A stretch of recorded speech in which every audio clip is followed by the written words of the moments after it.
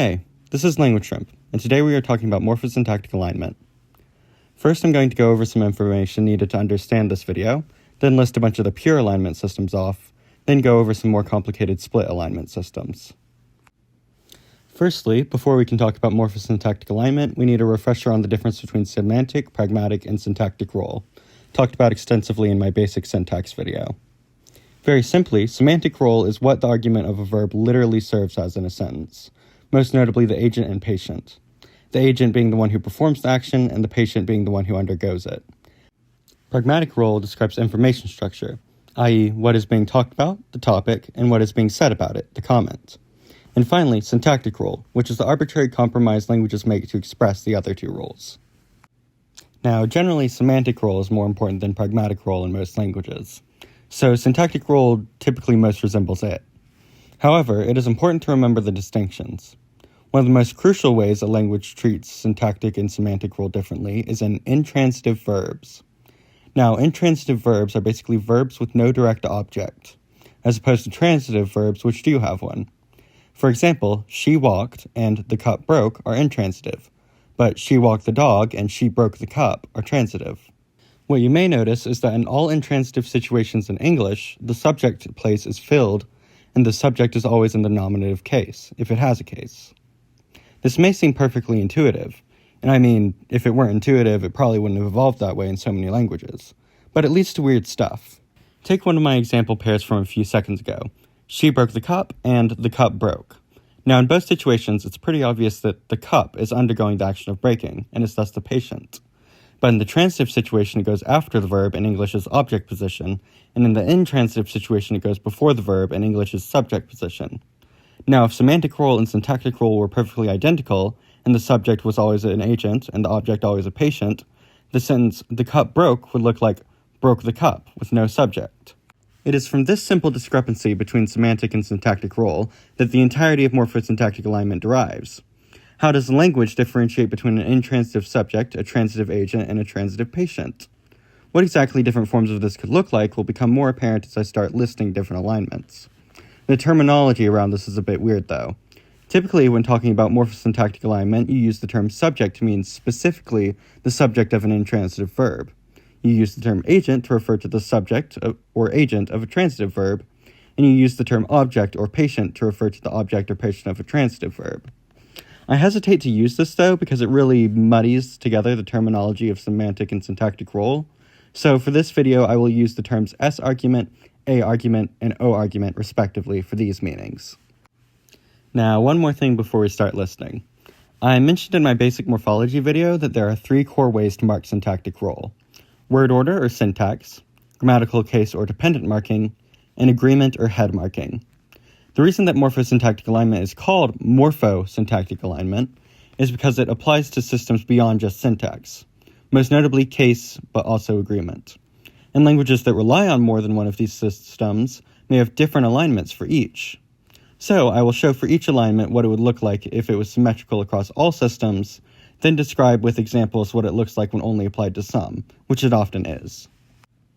Firstly, there is the default nominative accusative alignment, where the S and A argument are treated the same way in contrast to the O argument. This is the alignment English pretty thoroughly ascribes to, so these examples may seem redundant. But overall, when applied to word order, it results in your basic SOV for head final languages, and SVO, VSO, and VOS for your head initial ones. When applied to case, it results in the S and A arguments both being put in the nominative case, and the O argument in the accusative. And when applied to agreement, the agreement markers corresponding to the S and A argument on the verb are of the same form and in the same position, and the O argument has a different form and/or position if it is marked at all. Next, there's the ergative absolutive alignment, found in the likes of Chukchi language's case system and Hishkaryana's word order, although it is more often than not found mixed with other alignment systems in various ways. This is where the S and O argument are treated the same way in contrast to the A argument. This alignment most commonly occurs in grammatical case, and is also the root of many other alignment systems. The way it comes about is generally that the passive voice construction, described in my basic syntax video, gets used so much that it sort of becomes the default. This also usually occurs alongside the loss of complex grammatical voice morphology, so that the passive voice both becomes more similar to the active voice and more simple, thus allowing it to become the default construction.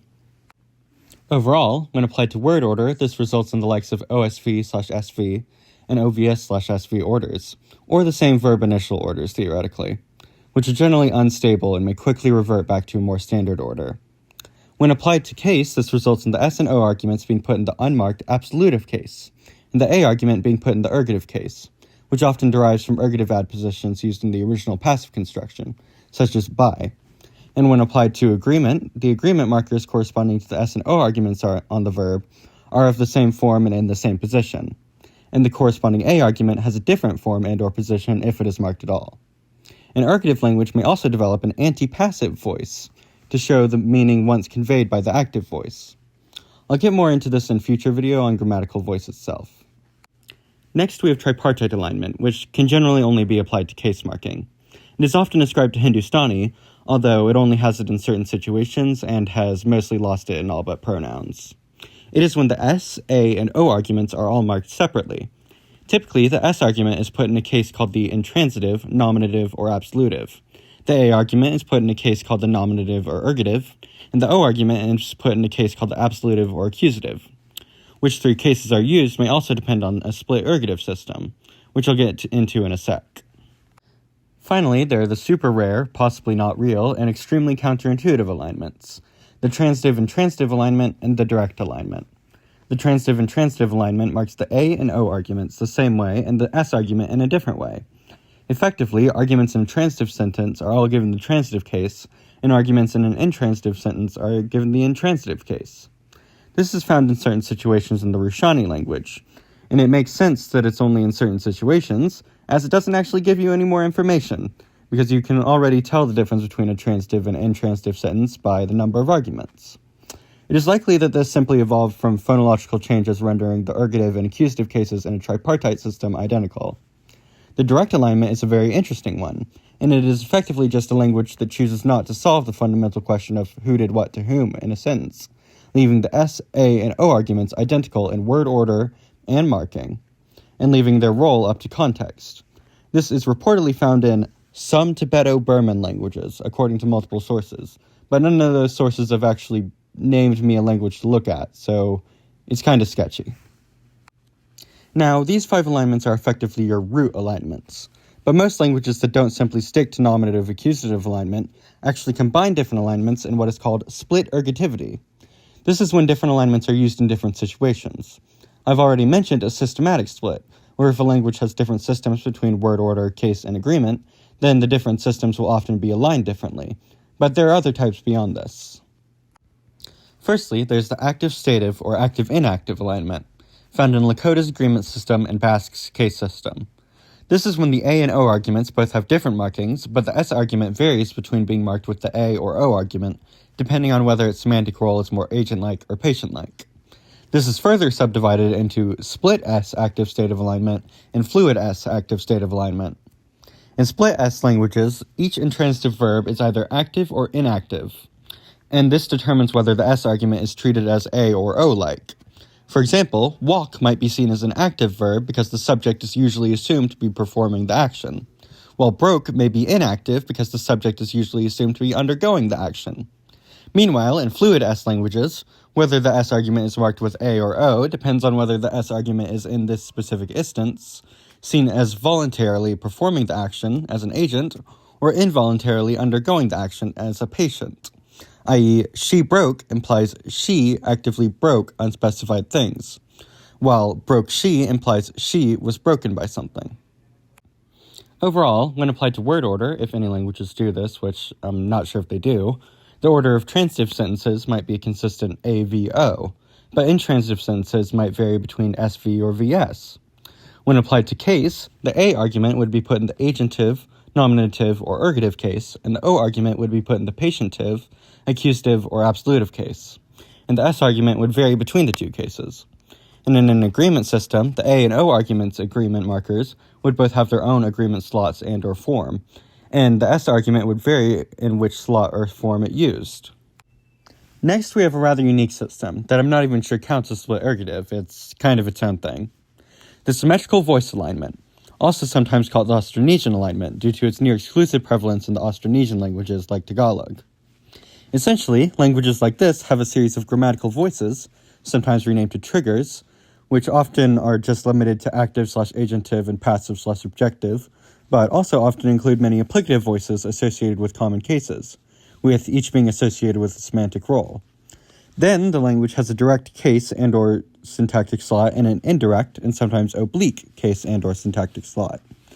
The direct argument takes on the semantic role associated with the voice, while the indirect argument and oblique argument, if there is one, take on whatever other roles could be assumed based on specific rules, effectively having most case be marked on the verb instead of the noun.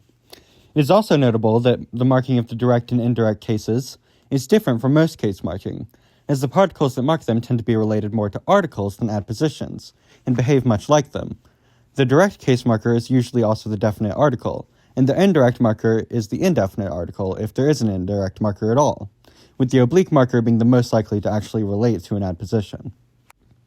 Then we have an actually slightly similar, but more obviously split ergative system, hierarchical alignment or direct inverse alignment, found in the likes of Navajo word order or Plains Cree agreement.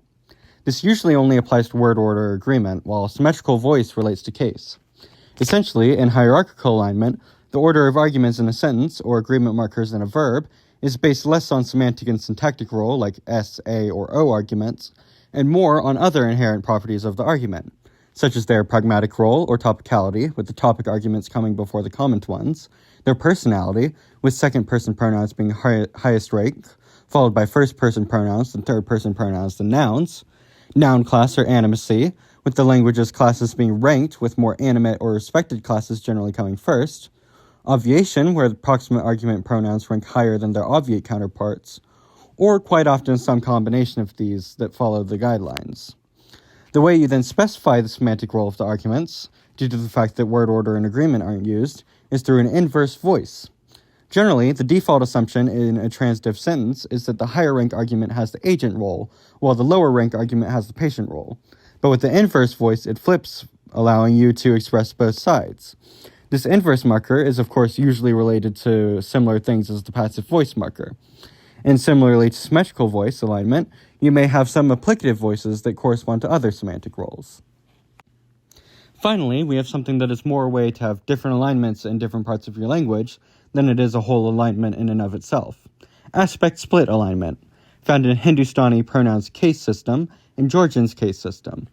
I've yet to put out my video on tense aspect mood, but essentially in some languages, verbs that are in different TAM categories might have different alignments for some of their systems, with the most past-like and perfective aspects having more ergative alignments, and more imperfect present or future-like aspects having more accusative alignments.